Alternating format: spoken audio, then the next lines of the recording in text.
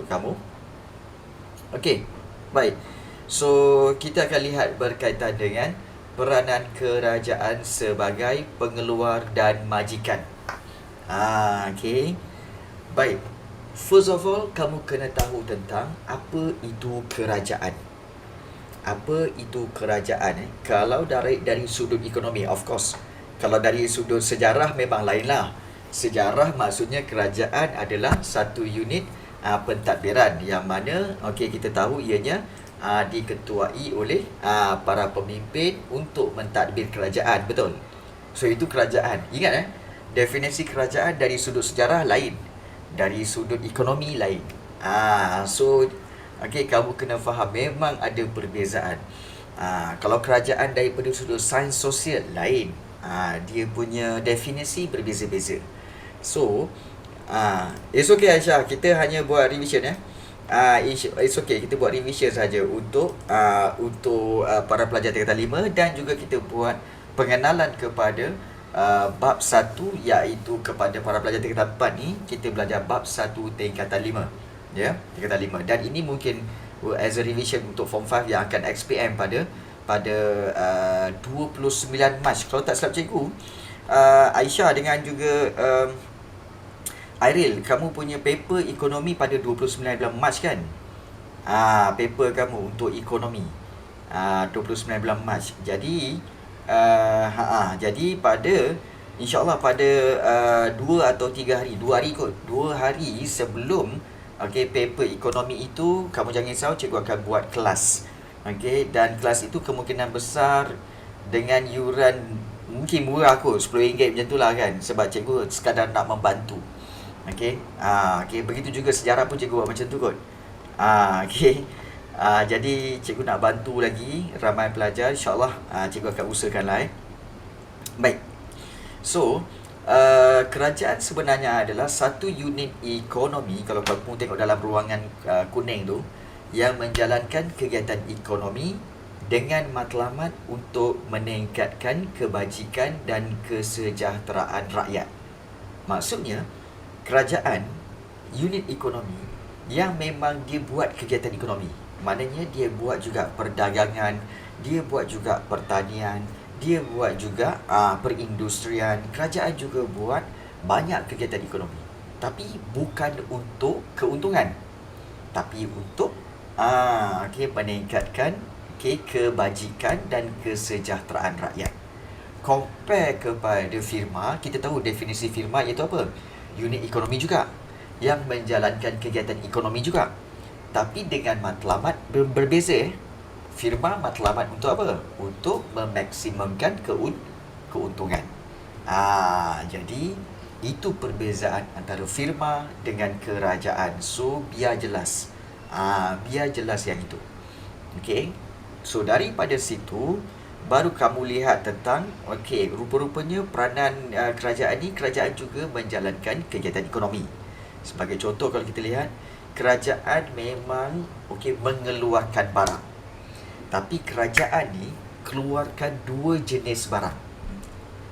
Dua jenis barang saja, iaitu barang awam dan juga barang sosial. Dia ada dua jenis, barang awam dan juga barang sosial dalam ekonomi ni. So, barang-barang ini kenapa disediakan oleh kerajaan? Kerana barang ini tidak disediakan oleh pihak swasta ataupun pihak firma. Kerana apa? Kerana tidak menguntungkan.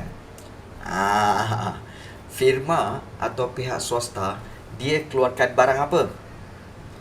Apakah barang yang dikeluarkan oleh pihak swasta ataupun firma? Kalau kerajaan keluarkan barang awam dengan barang sosial, kalau firma keluarkan barang apa? Siapa boleh jawab soalan tu? Keluarkan barang apa? Aisyah dan juga Khairina. Apakah jenis barang yang dikeluarkan oleh firma? Airil? Ini kamu kena tahu ni. Barang apa yang dikeluarkan oleh firma? Daniel? Tahu tak? Tahu ke tak tahu ni? Sonyap je ni. Tak tahu. Okey. Baik. Kalau katakan kerajaan, dia keluarkan barang awam dan juga barang sosial. So, okey, kalau katakan firma keluarkan barang ekonomi. Barang ekonomi. Kenapa dipanggil barang ekonomi? Kerana barang ekonomi tu akan dikeluarkan mengikut permintaan dan penawaran. Permintaan dan penawaran. Dan permintaan dan penawaran itu kenapa pihak swasta atau firma keluarkan barang ekonomi tu? Okey, kerana ada pengeluaran dan kerana ada permintaan. Okey. Dan juga untuk apa? Untuk mencapai keuntungan. So, itu dipanggil barang ekonomi. Barang awam, barang sosial, dia tidak menguntungkan. Kerajaan, dia buat tu tak untung sebenarnya. Sebagai contohnya, okey, dia memang barang-barang awam dengan barang sosial ni tidak menguntungkan. Tapi, okey, kalau tak dibuat, tak disediakan, kebajikan masyarakat akan terjejas. Sekiranya barang-barang tersebut tidak disediakan, maka akan terjejaslah kebajikan masyarakat.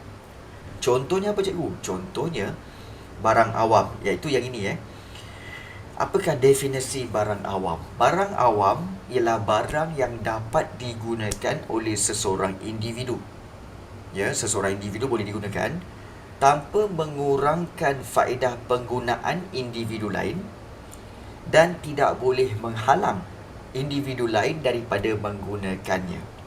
Maksudnya di sini, barang yang disediakan oleh kerajaan tu, kalau orang lain guna, kalau kita guna, benda tu tak habis, kemudian orang lain pun boleh guna juga, pun tak habis, dan juga kita tak boleh halang orang lain guna barang tu.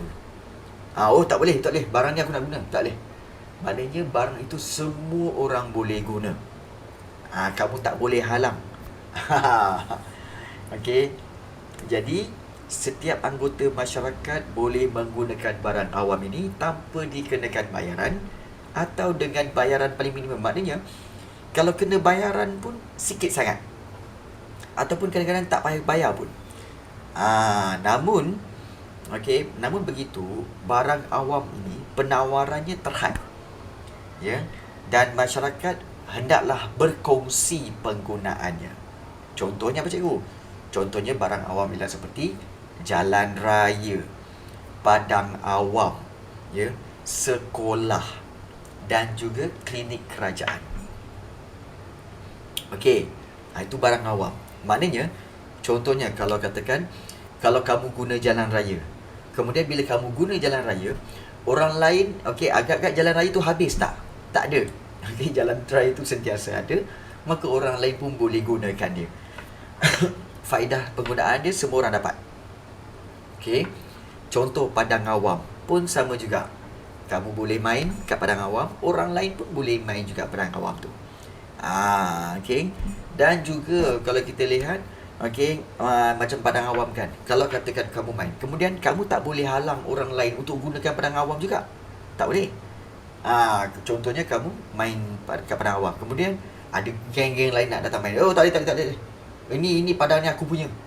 Tak boleh lah je tu. Maknanya kamu tak boleh halang orang lain menggunakan padang awam tu juga. So, itu barang awam. Sekolah, klinik kerajaan. Jadi, itu barang awam. Apa beza barang awam ni dengan barang sosial? Kita tengok barang sosial. Barang sosial ialah barang atau perkhidmatan. Ingat barang atau perkhidmatan yang membawa manfaat terbesar kepada semua masyarakat. Maknanya, barang atau perkhidmatan yang membawa faedah terbesar kepada semua masyarakat. So, barang-barang sosial ini, barang-barang sosial ini pula, dia memerlukan perbelanjaan dan tindakan kerajaan untuk mengeluarkannya. Contoh barang sosial ialah air yang terawat. Maknanya air yang telah ditapis. Okey.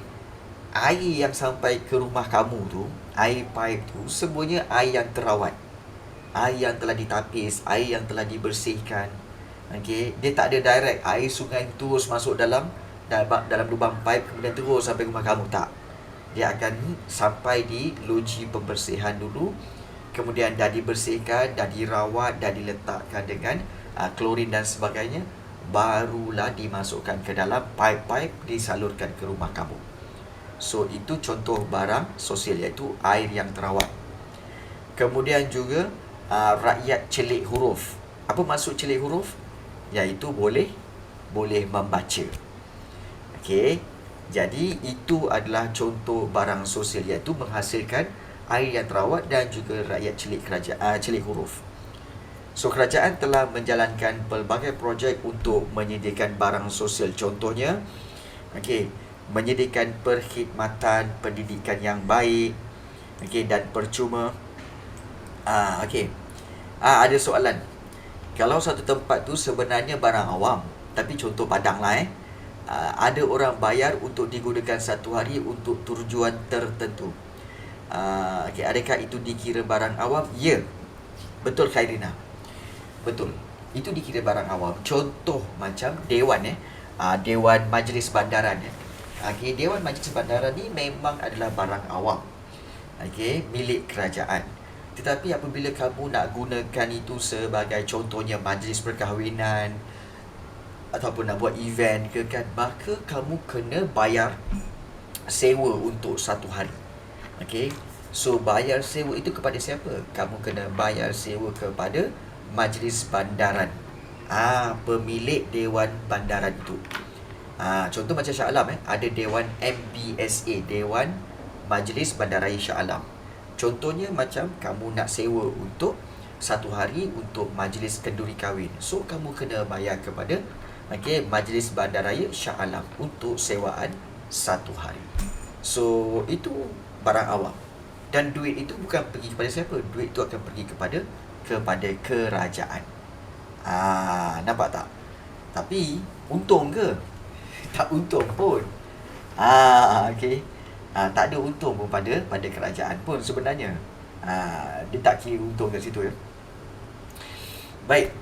Jadi kalau kita lihat di sini, kerajaan menjalankan pelbagai projek untuk menyediakan barang sosial seperti perkhidmatan pendidikan, loji pembersihan air untuk memproses air, dan juga menyediakan perkhidmatan kesihatan untuk meningkatkan kadar kesihatan dalam kalangan masyarakat. Baik. Di sini mungkin kamu akan confuse sikit. Cikgu, saya tak nampak lah perbezaan antara barang awam dengan barang sosial ni. Siapa nampak? Siapa faham kat sini tentang perbezaan antara barang awam dengan barang sosial? Ada tak sesiapa kat sini yang sebenarnya saya tak faham sebenarnya apa perbezaan barang awam dengan barang sosial? Siapa yang masih tak faham lagi? Siapa yang ada tak sini yang masih tak faham lagi perbezaan barang awam dengan barang sosial? So Khairina dah bagi tahu. Yang lain-lain, Daniel, Irfan, Airil, Aisyah dan juga Nash, boleh faham? Faham baik, bolehlah. Baik, sebenarnya begini, senang je. Sebenarnya begini barang awam, senang ceritalah barang awam sebenarnya adalah barang secara fizikal. Contoh, sekolah. Bangunan sekolah tu barang awam. Bangunan sekolah tu barang awam. Tapi pendidikan yang diberikan, contohnya guru-guru, kerajaan sediakan guru-guru, silibus, buku teks, itu adalah pendidikan. Pendidikan itu barang sosial. Boleh faham? Sekolah tu barang awam, tapi pendidikan yang diberikan dalam sekolah itu barang sosial. So barang awam dan barang sosial dalam satu tempat. Boleh faham? Contoh satu lagi macam klinik kerajaan ataupun hospital. Bangunan hospital ataupun bangunan klinik kerajaan, itu adalah barang awam. Ya, klinik dan juga hospital barang awam. Tapi doktor-doktor yang memberikan perkhidmatan kesihatan tu, maknanya perkhidmatan kesihatan itu adalah barang sosial. Kalau sekolah tu barang awam, perkhidmatan pendidikan itu barang sosial. Kalau di hospital tu adalah barang awam, tapi perkhidmatan perkhidmatan kesihatan itu adalah barang sosial. Sekarang boleh jelas? Boleh jelas okey. So itu perbezaan dia. Itu perbezaan dia. Maknanya sebab benda ni ramai yang tak berapa jelas macam mana nak membezakan antara barang awam dengan barang sosial. Senang cerita, barang awam ialah barangnya, barang sosialnya ialah perkhidmatan yang diberi. So itu barang awam dan barang sosial. So kepada pelajar form 5, okey, yang mungkin dah tak ingat, ini sebagai revision pada kamu lah. Okey, supaya kamu jelas. Baik. So itu tentang barang awam dan juga barang sosial. Okey, kepada Khairina dan juga kepada Daniel, jangan risau. Okey, selain daripada buku teks, cikgu juga ada nota, nota ringkas untuk bab ini. So don't worry, nanti cikgu akan berikan Baik. Okey, kemudian satu sifat kerajaan ini, peranan kerajaan, iaitu kerajaan ada monopoli semula jadi. Dipanggil monopoli semula jadi. Baik, apa itu monopoli? Monopoli itu maknanya penguasaan oleh kerajaan. Monopoli ni penguasaan yang paling berkuasa, yang membolot lah. Yang membolot semua tu. Macam contoh kalau kamu main monopoli kan. Kamu pernah main monopoli kan? Monopoli ni kan main yang bagi duit-duit, kemudian kemudian kamu jalankan kamu punya dat tu semua. Dan kamu akan beli rumah, betul tak? Beli tanah, kemudian buat rumah, kemudian buat hotel lah, apa bagai kan. So itu, kamu tahu tak kenapa dipanggil monopoli? Iaitu siapa yang paling banyak paling banyak harta, paling banyak hotel, paling banyak rumah, paling banyak tanah, dia menang kan? Bermakna sesiapa yang banyak harta, siapa yang banyak duit, banyak tanah, banyak rumah, banyak hotel, dia dipanggil orang yang monopoli harta tu, monopoli permainan itu. Sebab itu dipanggil monopoli. Baik. So monopoli ni sebenarnya adalah penguasaan ataupun terhadap sesuatu perkara. Sebagai contoh kalau kita lihat pengeluaran barang awam dan barang sosial tadi pengeluaran barang awam dan barang sosial seperti landasan kereta api, stesen jana kuasa, dan sebagainya ni memang memerlukan kos modal yang tinggi. Dan hanya mampu dibiayai oleh kerajaan selepas mengumpulkan dana daripada masyarakat melalui kutipan cukai. Contoh kalau kita lihat macam landasan kereta api yang kerajaan buat untuk LRT, untuk MRT kan, kos dia bukan 1-2 juta, kos dia bukan 100 juta. Kadang-kadang kos dia melibatkan 2-3 bilion. 2-3 bilion. 2-3 bilion ni, bilion tu kita tahu ribu juta. Tak banyak company yang ada duit sampai 2-3 bilion untuk buat landasan kereta api itu. Jadi sebab itu yang mampu untuk keluarkan landasan kereta api itu hanyalah kerajaan. Kenapa? Kerana kerajaan boleh mendapat banyak dana melalui kutipan cukai.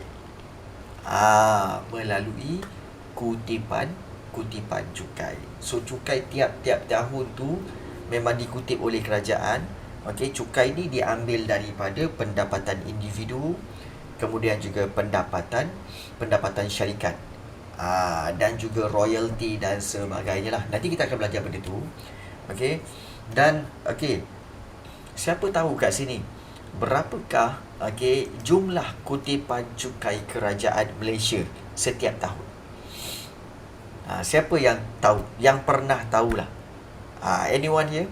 Mungkin kamu boleh anggarkan tak berapakah jumlah kutipan cukai yang dikutip oleh kerajaan Malaysia setiap tahun? Agak-agak kamu berapa? Agak-agak kamu berapa? Okey. So boleh tuliskan dalam dalam Zoom chat ni. Okey, berapakah agak-agaknya yang kamu rasalah pendapatan kerajaan setiap tahun? Khairina, Airil, mungkin Aisyah, mungkin tahu sedikit berapa banyak kerajaan kutip untuk cukai daripada cukai setiap tahun. Daniel, 16K ke 16 bilion? 16K ke 16 bilion? 16K sikit sangat. 16 bilion. Okey. 16 bilion. Daniel, Airil, Aisyah, 20 bilion. Okey, up lagi. Airil up. Daniel Irfan up lagi 20 bilion. Mungkin Airil dengan Aisyah tahu? Tak tahu? Okey. Baik. Sebenarnya, mungkin kamu tak tahu sebenarnya boleh kata setiap tahun kerajaan akan mengutip di antara 240 bilion hingga 250 bilion. Tak mainlah 20 bilion ni. 240 bilion hingga 250 bilion. Banyak tak? Banyak kan? Setiap tahun tau. Setiap tahun.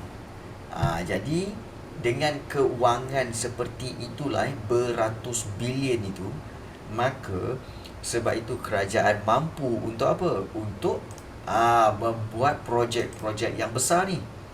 Seperti buat landasan kereta api, LRT, MRT, buat airport, buat stesen jana kuasa dan sebagainya. Sebab kamu rasa kerajaan buat tu untuk untung ke? Tak untung mana pun.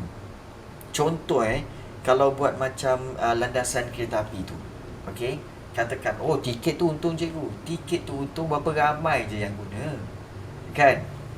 Cuba kamu fikir balik.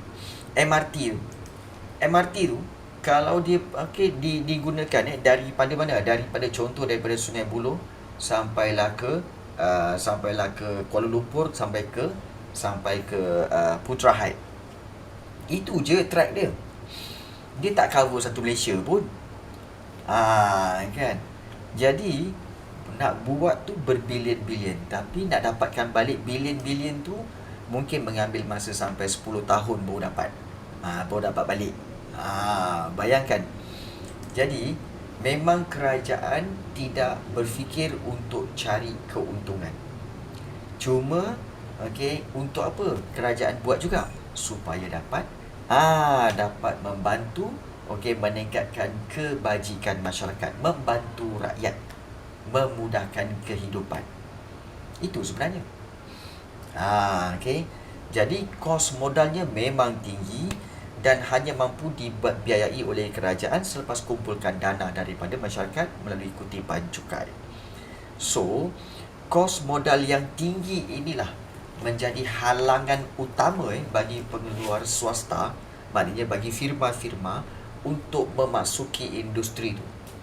Maknanya kalau katakan ada firma-firma yang nak buat landasan kereta api juga, yang nak buat landasan MRT juga, memang firma tu akan fikir berpuluh-puluh kali. Dia kata apa? Nak buat track yang tak panjang tu pun mencecah bilion-bilion. So, dia tidak menguntungkan. Jadi, siapakah yang akan mengeluarkan produk tu? okey, mengeluarkan landasan kereta api, stesen jalan kuasa, hanya kerajaan. Sebab itu, kerajaan menjadi pengeluar tunggal dalam industri. So, maknanya pengeluar satu-satunya pengeluar yang dalam industri tersebut. Jadi, bila pengeluar tunggal, maknanya satu-satunya orang yang keluarkan barang itu, maka kerajaan boleh mengawal harga barang keluaran itu dengan bertindak sebagai monopoli semula jadi. Maksudnya, kerajaan bertindak sebagai satu-satunya yang keluarkan barang itu. Itu sebenarnya. So, monopoli semula jadi merupakan monopoli kerajaan, iaitu pengeluaran barang atau perkhidmatan dibenarkan untuk dikeluarkan oleh firma berkaitan kerajaan. Maknanya, barang atau perkhidmatan itu akan dibenarkan untuk dikeluarkan, tetapi dikeluarkan oleh siapa? Oleh ada firma juga, tapi firma yang ada kaitan dengan kerajaan. Firma yang dilahirkan oleh kerajaan. Contohnya apa, cikgu? Contohnya macam ni. Kamu tengok sebelah kiri ni. Yang dipanggil syarikat berkaitan kerajaan ataupun GLC, Government Link Company. Dia adalah syarikat yang mempunyai objektif komersial, objektif keuntungan, dan kepentingannya dan faedah-faedahnya dikawal secara langsung oleh kerajaan Malaysia. Maknanya kerajaan Malaysia direct mengawal, kontrol company tersebut. Jadi GLC memegang peranan sebagai pembekal utama negara bagi kemudahan awam strategik dan juga perkhidmatan seperti bekalan elektrik, bekalan air, telekomunikasi. Jadi dengan kelulusan dan sokongan daripada kerajaan, GLC boleh melaksanakan monopoli semula jadi. Baik. Mungkin kamu tertanya-tanya, apakah contoh-contoh syarikat yang berkaitan dengan kerajaan ni, cikgu? Banyak. Contohnya TNB, Tenaga Nasional Berhad. Kamu tahu kan bahawa TNB lah di Malaysia ni, TNB lah satu-satunya company yang membekalkan bekalan elektrik kepada seluruh Malaysia, betul? TNB je kan? Ada tak company lain? Ada tak company lain yang membekalkan elektrik kepada rakyat Malaysia? Tak ada kan? Tak ada. Jadi TNB itulah sebenarnya dikatakan sebagai monopoli semula jadi, dan TNB itu adalah syarikat berkaitan kerajaan ataupun GLC. Selain daripada TNB, kamu tengok macam Syahbaz, iaitu syarikat bekalan air Selangor. Di Selangor, Syahbaz. Satu je company yang supply air, Syahbaz. Ada company lain? Tak ada. Kalau kamu nak buat, boleh. Tapi kamu kena pasang. Kalau kamu rasa, nak buat sendirilah kan, boleh. Tapi kamu kena keluarkan modal yang banyak untuk buat pipe baru ke seluruh penduduk Selangor. Jadi satu masalah pula. Jadi itu sebab tu tak berani company nak join buat kerja tu sebab kosnya yang tinggi. Itu Syahbaz. Kemudian syarikat yang membekalkan telefon ke rumah. Syarikat apa? Syarikat apa yang membekalkan telefon ke rumah? Telefon. Syarikat apa? Ya, betul, TM. TM TM Nets bukan? Sebenarnya TM dulu iaitu dipanggil apa sebagai apa tau? Telekom Malaysia. Telekom Telekom Malaysia. Kemudian dulu di bawah kerajaan. So semua telefon rumah fixed line telefon rumah itu semuanya mesti berdaftar dengan Telekom Malaysia. So kemudian bila Telekom Malaysia bertukar, dia jadi GLC. Daripada jadi jabatan kerajaan, dia jadi GLC. So ditubuhkan di bawah TM.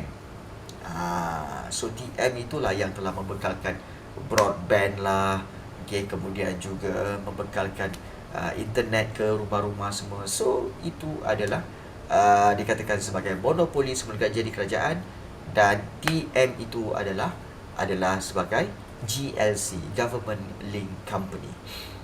Okay, so itu berkaitan dengan GLC. Tapi kalau kamu fikir balik, jadi cikgu, TNB, Syabas, TM ni dia tak ada CEO lah. Dia ada CEO, tapi CEO dia tu dilantik oleh kerajaan. So kalau orang tanya siapa punya company tu, company tu dipunyai oleh kerajaan. Kerajaan punya, dia bukan individu punya. Okay, macam syarikat lain individu punya kan, macam Celcom, macam Maxis, macam Digi, itu individu punya. Itu individu punya, kan? Jadi itu perbezaan GLC dengan syarikat-syarikat lain. Okay, so itulah berkaitan dengan kita kata sebagai monopoli kerajaan. Okay, dan biasanya bila monopoli kerajaan itu, maka kebiasaannya harga barang tersebut akan dikawal oleh kerajaan. Kerajaan yang akan menentukan berapakah rate untuk bil elektrik, rate untuk bil air. So kerajaan yang tentukan. Sebab apa? Sebab kerajaan bukan untuk mengejar keuntungan, tetapi untuk kebajikan masyarakat. Baik. So apakah ciri-ciri pasaran monopoli semula jadi tu, cikgu? Okey, antara ciri-ciri pasaran monopoli semula jadi itu ada 4 ciri-ciri dia. Ini dia. Okey, yang pertama, kepada para pelajar yang tingkatan 5 ni, untuk SPM ni mungkin kamu boleh take note benda ni. Ciri-ciri pasaran monopoli semula jadi, yang pertama iaitu dia hanya satu firma sahaja. Kalau dikatakan pasaran tu monopoli semula jadi, dia mesti satu firma saja. Contohnya, dalam monopoli semula jadi, hanya sebuah firma saja yang mengeluarkan barang atau perkhidmatan tertentu, seperti bekalan elektrik TNB, pengangkutan awam KTM, Kereta Api Tanah Melayu, dan telekomunikasi TM. Maknanya satu je company. Dia tak ada banyak-banyak. Satu je. Itu satu firma. Yang kedua, iaitu ciri pasaran monopoli semula jadi, iaitu keluaran itu tidak ada pengganti. Maksudnya, barang keluaran firma kerajaan tidak dikeluarkan oleh firma lain. Maknanya, contoh macam TNB, bekalan elektrik, memang barang yang elektrik tu tidak ada firma lain yang supply elektrik selain daripada TNB. So kita tak ada choice. Maknanya, aku tak nak pakai lah TNB ni, mahal lah kan, bulan depan aku nak pakai yang lain lah. Kau nak pakai apa? Kan? Ada tak syarikat lain yang supply elektrik macam TNB? Tak ada. So kalau kamu kata kalau macam tu, pakai bateri lah kan, tak nak pakai lagi elektrik, pakai bateri je, jadi boleh sambung kat lampu semua kan, pakailah. Kerajaan tak akan menghalang. Kerajaan tak akan menghalang. Dan zaman sekarang ni ada juga rumah-rumah yang pasang panel solar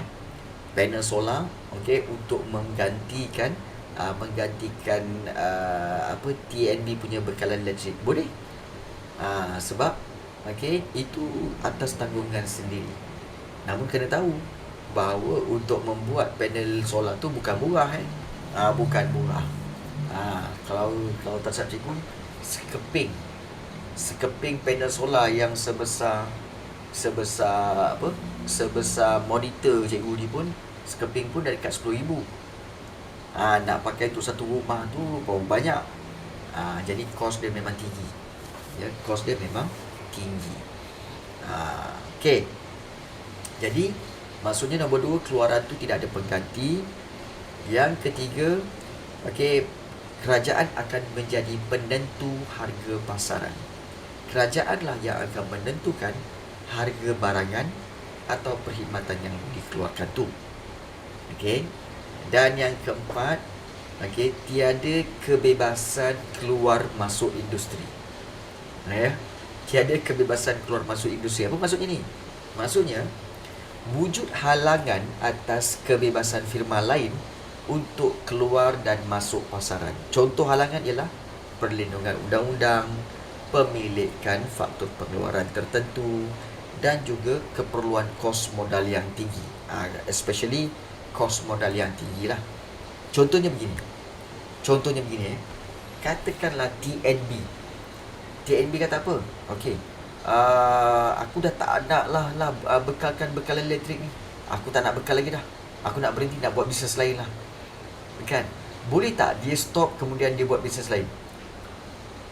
Tak boleh. Dia tak boleh keluar. Dia kena duduk situ dan kau kena settlekan ini sampai bila-bila. TNB kena supply elektrik ke seluruh negara Malaysia. Itu memang tugas kamu. Kamu tak boleh keluar daripada bidang ini. Sebab apa? Kalau kamu keluar, TNB keluar, siapa nak ganti? Nampak tak? Bukan boleh lantik company-company lain tiba-tiba untuk take over bekalan elektrik tu sebab kosnya tinggi. Jadi sebab itu tidak ada kebebasan untuk keluar dan tak ada kebebasan untuk company lain pun nak masuk, nak buat bisnes pun, nak buat bekalan elektrik pun tak boleh. So ini 4 ciri-ciri pasaran monopolis menjadi. Yang pertama, dia hanya satu firma sahaja. Yang kedua, keluaran itu, barang itu tidak ada pengganti. Yang ketiga, kerajaan akan menjadi penentu harga pasaran. Dan yang keempat, tiada kebebasan keluar masuk industri itu. Jadi inilah dia. Okey, 4 ciri-ciri pasaran monopoli semula jadi. Okey. Baik. Ada soalan nak tanya? Ada mana-mana bahagian yang kamu mungkin tak faham, yang memerlukan untuk cikgu explain lagi? Okey, baik. Bagus soalan Khairina. Okey, sebenarnya Khairina, untuk pengetahuan kamu ya. Khairina, sebenarnya dulu TNB dulu, sebelum ada TNB, Malaysia ni dibekalkan oleh elektrik oleh LLN. LLN ni Lembaga Elektrik Negara. LLN Lembaga Elektrik Negara. Lembaga elektrik bukan elektrik, elektrik L je. Lembaga Elektrik Negara, LLN. Dan itu memang jadi jabatan kerajaan. Dia jadi jabatan kerajaan, LLN. Kalau Syahbaz dulu dipanggil Jabatan Bekalan Air. Maknanya memang jabatan kerajaan juga, Jabatan Bekalan Air. Kemudian yang Telekom ni, yang TM ni, sebenarnya sebelum ini dipanggil apa tahu? Jabatan Telekom. Jabatan Telekom Malaysia. Maknanya memang jabatan kerajaan. Tetapi kita tahu bahawa kerajaan, bila kerajaan yang manage benda-benda ni, dia tidak mencapai kecekapan yang diperlukan. Contohlah kalau LLN dulu kan, ni orang dulu cerita dah. Kalau katakan hari ni rumah blackout rumah hari ni 2-3 hari nanti barulah datang orang LLN untuk baiki elektrik. Selepas 2-3 hari. Selepas 2-3 hari. Begitu juga kalau macam Jabatan Bekalan Air. Kalau ada pipe pecah kan, ambil masa kadang-kadang 3-4 hari barulah Jabatan Bekalan Air datang untuk baiki dia. Begitu juga Jabatan Telekom. Orang nak apply untuk telefon kat rumah punyalah lama kan, susah nak dapat kan. Jadi kita kata kecekapan tu tak dapat. So, semasa zaman pemerintahan Tun Dr. Mahathir, berlaku yang dipanggil dasar penswastaan. Kalau form 5 kat sini belajar, kalau kamu ingat lagi bab yang ke-9 bukan bab 9, sorry, bab 8. Bukan. Bab 7. Bab 7 sejarah tingkatan 5, iaitu mencapai kesejahteraan, di mana kalau kamu perasan ada satu subtopik yang dibincangkan, iaitu tentang dasar penswastaan. Dasar perswastaan tu maknanya apa? Okey, semasa tu Dr. Mahathir, Dr. Mahathir kata apa? Jabatan-jabatan ni kita akan tukarkan menjadi swasta. Maknanya dia akan diuruskan secara korporat. Dia ada CEO dia, dia ada dia punya human resource dia, dia ada dia punya dia ada dia punya bahagian marketing dia, kemudian dia ada maintenance dia ada sebagainya. Okey, jadi dia ada sistem dia sendiri. Kerajaan akan hanya monitor di peringkat atas saja. Yang lain-lain tu syarikat tu sendiri kena run. Jadi, okey, oleh kerana dasar perswastaan yang dijalankan oleh Tun Dr. Mahathir, maka jabatan LLN tadi, Lembaga Elektrik Negara, telah diubah menjadi TNB, Tenaga Nasional Berhad. Daripada situlah maka okey, TNB itu telah kumpulkan semua pendapatan daripada bil-bil elektrik tu, dan dia telah meningkatkan fasilitasnya. Sebab itu zaman sekarang ni, kalau katakan rumah kamu blackout kan, tiba-tiba blackout, kamu call TNB, tolong datang sebab sini saya blackout apa semua kan. Okey, kamu akan perasan bahawa tak perlu tunggu esok, selang 3-4 jam kemudian dia akan datang. Ya encik, mana? Rumah, ni dia tertendang ni, dia ada trip ni. Selepas 2-3 jam. Maknanya apa? Kecekapan telah meningkat. Kerana ditubuhkan syarikat-syarikat itu. Begitu juga macam Jabatan Bekalan Air. Okey, sekarang ni dah jadi Syahbas. Syahbas bila kamu call je kan, kat sini ada pipe pecah lah, ada pipe pecah tu. Ya ke? Okey, kita terima laporan, nanti kita akan hantar pasukan untuk membaikinya. Tak sampai setengah hari, kadang-kadang selepas 2-3 jam tu datang. Okay, datang pasukan untuk membaiki pipe-pipe tu. Jadi ini bermaksud kecekapan telah meningkat. Jadi government link company ni sebenarnya adalah sebuah company yang sebenarnya telah ditubuhkan oleh kerajaan. Kerana apa? Untuk menggantikan jabatan-jabatan kerajaan tadi. Bertujuan untuk apa? Bertujuan untuk meningkatkan kecekapan dalam memberi perkhidmatan kepada rakyat. Boleh faham, Khairina? Maknanya senang cerita, syarikat-syarikat ni kerajaan lah yang tubuhkan sebenarnya.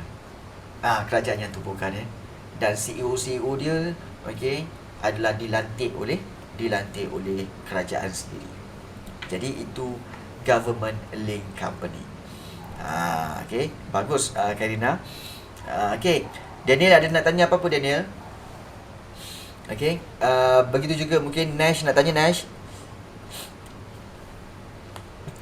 Tak ada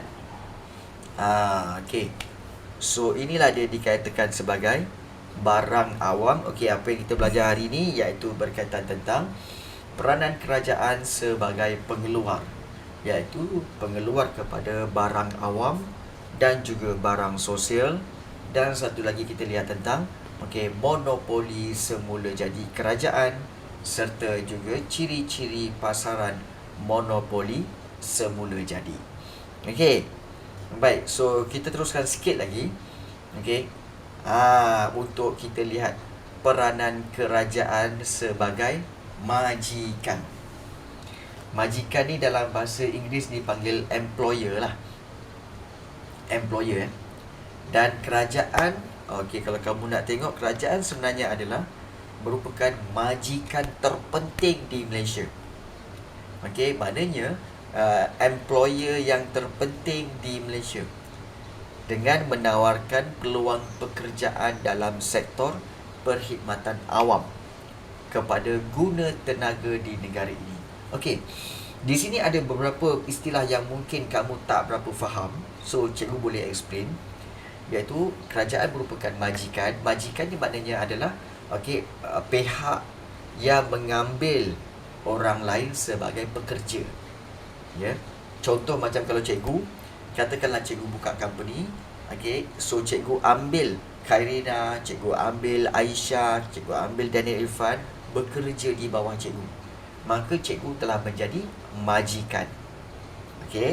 So itu istilah majikan. Dan di Malaysia kerajaan merupakan majikan terpenting di Malaysia. Okey, sebab apa? Menawarkan peluang pekerjaan, menawarkan pekerjaan dalam sektor perkhidmatan awam. Maknanya dalam sektor, okey, dalam sektor kerajaan lah. Perkhidmatan awam ni kerajaan lah, ya. Okey, kepada guna tenaga di negara ini. Guna tenaga ni sebenarnya bermaksud para pekerja ataupun kita kata individu-individu, okey, yang cukup syaratnya dan juga mampu menyumbang daripada segi fizikal dan mental. Dan kebiasaannya berumur di antara 18 tahun hingga ke umur 60 tahun. Itu adalah kita kata guna tenaga. Okey, dan kalau sedikit kamu lihat tentang tenaga buruh di Malaysia ni, sedikit info. Tenaga buruh di Malaysia adalah sebanyak 14.71 juta. Maknanya 14 juta orang di Malaysia ini adalah para pekerja, tenaga buruh. Dan tenaga buruh yang terlibat dalam perkhidmatan awam, maknanya para pekerja yang bekerja di sektor kerajaan adalah sebanyak 1.61 juta. Maknanya almost 10.94%. Maknanya almost 10% atau 11%. Maknanya di sini, sebab itu kerajaan majikan yang paling penting. Sebab kerajaan telah menjadi apa? Majikan yang memiliki bilangan pekerja paling ramai di Malaysia. Kalau orang tanya kan, contoh macam, berapa ramai pekerja-pekerja Honda? Dalam 1,000 orang. Pekerja-pekerja kilang Proton. Dalam 2,000 orang, 3,000 orang. Okey, syarikat apa yang sebenarnya paling ramai pekerja? Kerajaan lah. Dan kerajaan lah yang paling ramai pekerja. Berapa banyak? 1.6 juta pekerja. Pekerja-pekerja termasuk apa tahu? Termasuk yang bekerja di pejabat-pejabat kerajaan, cikgu-cikgu, guru-guru sekolah kamu. Itu pekerja-pekerja kerajaan. Itu para doktor dan nurse di hospital-hospital, atau klinik kerajaan. Itu adalah kaki tangan awam. Tu yang bekerja sebagai polis, buruh, tentera. Polis, bukan buruh, polis, bomber, tentera dan sebagainya tu. Itu semua pasukan beruniform. Itu semua adalah kaki tangan kerajaan. Maknanya sebenarnya kerajaan keep on ambil pekerja tidak kira berapa ramai atau ada limit. Sebenarnya kerajaan akan ambil pekerja setiap tahun. Setiap tahun keep on ambil pekerja. Why? Sebab yang masuk akan menggantikan yang dah pencen. Sebab memang kaki tangan awam dia akan ada dia punya usia pencen, usia tak boleh bekerja.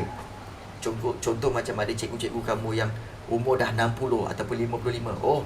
55 ni saya pencen. Maknanya 55 dia berhenti kerja. So kerajaan kena ambil yang baru ni untuk diserapkan menggantikan yang akan pencen ataupun yang berhenti sendiri. Sebab 1.6 juta kan, keluar masuk tu memang almost every day.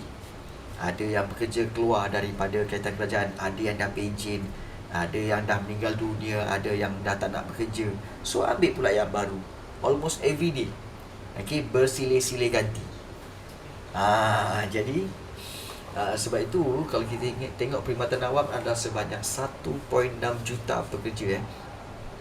And the best part is, yang amazingnya sekali kan, kerajaan boleh bayar gaji. Bayangkan kerajaan bayar gaji kepada semua kaki tangan awam tu serentak. Every 24 ke 25 every 25th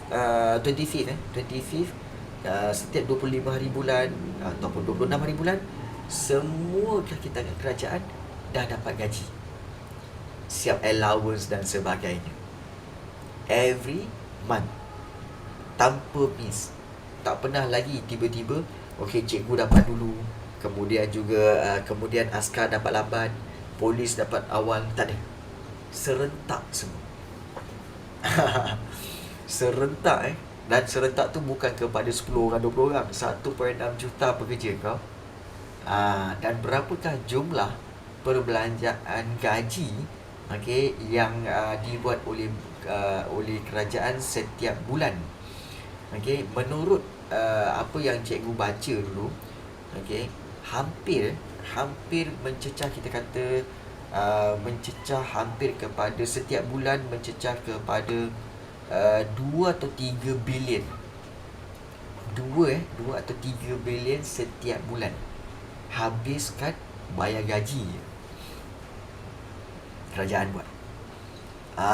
Dan the best part is kerajaan buat serentak pula tu untuk 1.6 juta, dan serentak untuk seluruh Malaysia pula tu. Daripada Perlis sampailah ke Sabah. Kalau katakan 26 hari bulan tu, 26 hari bulan tu lah, prop, semua masuk, semua dapat gaji. Amazing kan?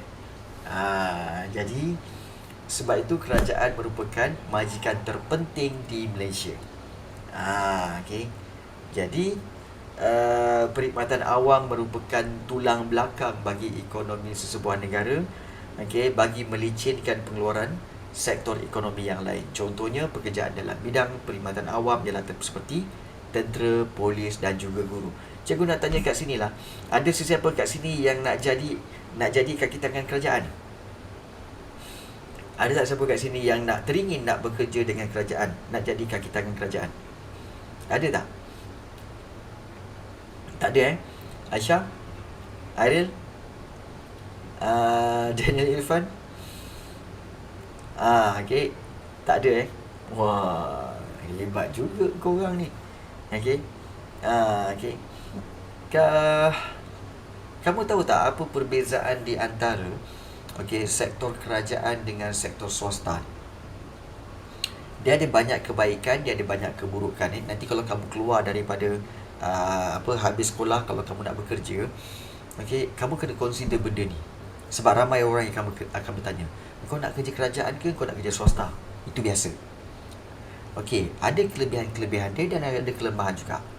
Sebagai contoh, kalau kamu bekerja kerajaan, memang sebenarnya dari sudut gaji, kalau kamu nak gaji yang banyak, kamu pergilah bekerja di firma swasta.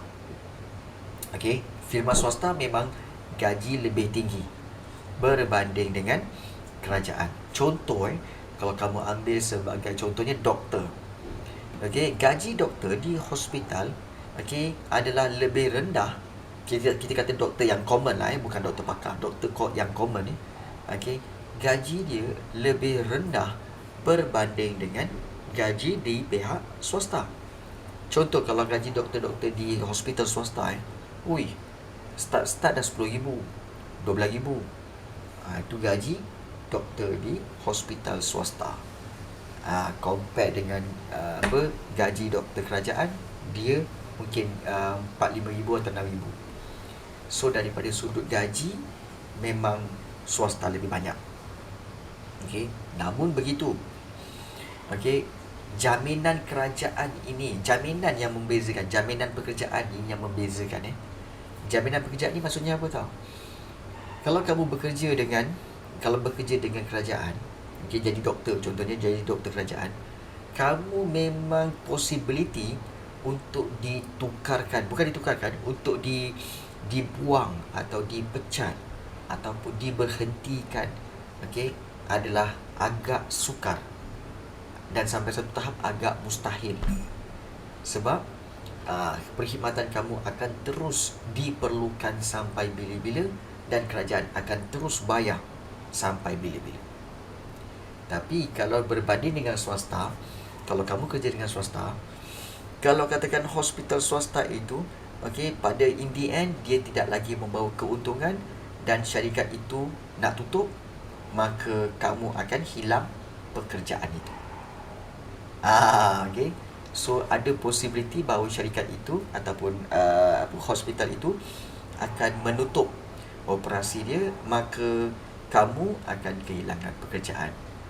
Tak percaya? Mungkin Aisyah tahu kot. Syah, dekat Subang Jaya ni ada hospital yang dulu dipanggil SJMC. Ingat tak? Subang Jaya Medical Center. Okay. Subang Jaya Medical Center, SJMC. Okay. Sekarang nama dia SJMC lagi ke? Tak. Okay. Nama dia sekarang jadi okay, SDMC. Betul? Sime Darby Medical Center. Baik, kenapa nama dia ditukar? Nama ditukar kerana company yang berbeza take over hospital tu. Dan bila take over hospital tu, kebiasaannya doktor-doktor yang lama akan terjejas. Sebab okay, company yang baru yang masuk akan bawa baru doktor-doktor yang baru pula, menggantikan doktor yang sedia ada. Nampak tak? So di swasta jaminan pekerjaan tu tak ada. Itu yang paling utama. Dan satu lagi yang ketiga, okay, iaitu kalau di kerajaan, okay, sebaik saja kamu menamatkan persaraan kamu ataupun menamatkan perkhidmatan kamu, let's say umur kamu 55, kamu berhenti, maka kamu ada pencen. Okay, setiap tahun kamu akan terima pencen yang mana kamu berehat dan kamu dapat pencen tu tiap-tiap bulan untuk meneruskan kehidupan. Compare dengan swasta, dia tak ada pencen. Swasta dia tak ada pencen, tetapi swasta kamu akan dibuat potongan KWSP. Dan KWSP tu tiap-tiap bulan akan dipotong, dimasukkan dalam KWSP account kamu. Dan apabila cukup umur kamu pencen, let's say 55 ataupun 60, maka kamu boleh keluarkan semua duit KWSP kamu. Kadang-kadang mencecah 100,000, kadang mencecah 200,000, ada yang mencecah 300,000 ya. Sebab kumpul daripada muda. Kan, tiap-tiap bulan potong kan. Sudahnya dia berganda dalam tu. So kamu boleh gunakan untuk meneruskan kehidupan tu. Jadi kesimpulannya, terpulang kepada kamu. Kamu nak bekerja di bidang di pihak ataupun di perkhidmatan awam ke ataupun di perkhidmatan swasta.